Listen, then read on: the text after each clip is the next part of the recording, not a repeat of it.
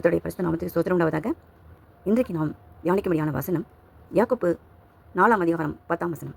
கர்த்தருக்கு முன்பதாக தாழ்மைப்படுங்கள், அப்பொழுது அவர் உங்களை உயர்த்துவார். ஆம் பிரியமானவர்களே, இது ஒரு ரகசியம். ஆண்டவருக்கு முன்பாக நம்மை தாழ்த்த வேண்டும் என்பதுதான் இதன் அர்த்தம்.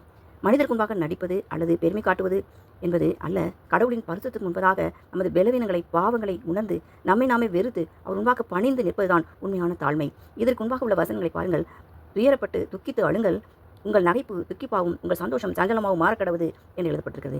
நாம் நம்முடைய பாவங்களுக்காக துக்கித்து அழுது ஆண்டவரிடத்தில் மன்னிப்பு கேட்டு மனம் திரும்பி தாழ்ந்து நாம் நிற்கும் பொழுது நமக்கு இந்த உயர்வை அவர் தருகிறார். நாம் மனம் திரும்பும் பொழுதுதான் இந்த உயர்வு நம்மளுக்கு கிடைக்கிறது. நிச்சயமாக தேவன் நம்மை உயர்த்துவார் என்று நினைக்கிறவர்கள் இந்த தேவ ரகசியத்தை பிடித்துக் கொள்ளுங்கள். தேவன் பெருமை உள்ளவர்களுக்கு எதிர்த்து நிற்கிறார், தாழ்மை உள்ளவர்களுக்கு மட்டுமே கிருபையும் ஆசீர்வாதங்களும் நிற்கிறார். ஆவிக்குரிய வாழ்விலும் நித்திய வாழ்விலும் உங்களை அவர் உயர்த்துவார். ஆகவே நம் வாழ்க்கையில் இந்த தாழ்மையை கற்றுக்கொள்வோம். ஆமீன்.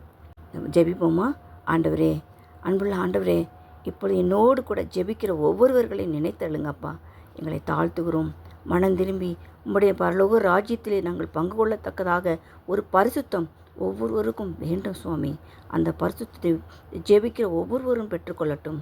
எல்லாவற்றையும் உம்முடைய கரத்திலே ஒப்புக் கொடுக்கிறேன்.